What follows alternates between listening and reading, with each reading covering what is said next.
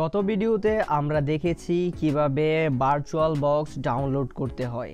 আজকের এই ভিডিওতে আমরা দেখতে চলেছি এই ভার্চুয়াল বক্স কিভাবে ইনস্টল করতে হয় কম্পিউটারে।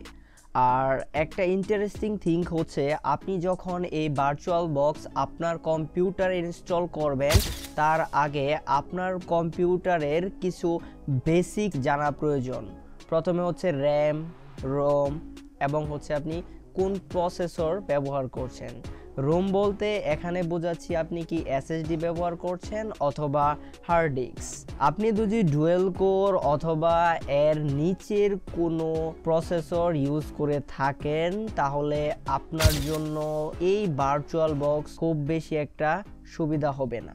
তবে ভার্চুয়াল বক্স সব কম্পিউটারেই চলে। এটা হচ্ছে সেই ভার্চুয়াল বক্স। এখানে রাইট বাটনে ক্লিক দেওয়ার পর এরকম একটা অপশন আসবে আপনার সামনে। এখান থেকে রান অ্যাজ অ্যাডমিনিস্ট্রেটর এখানে ক্লিক দেবেন, তারপর ইয়েস। এটা প্রসেসিং হতে একটু সময় নেবে, ওকে। তারপর এখান থেকে নেক্সট।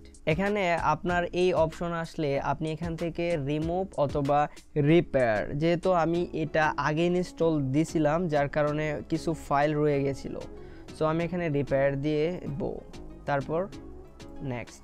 বাট আপনার কম্পিউটারে যদি এরকম না আসে আপনি নেক্সট দিবেন, এরকম আসলে ফিনিশ। ওকে, আমার ভার্চুয়াল বক্স ইনস্টল হয়ে গেছে।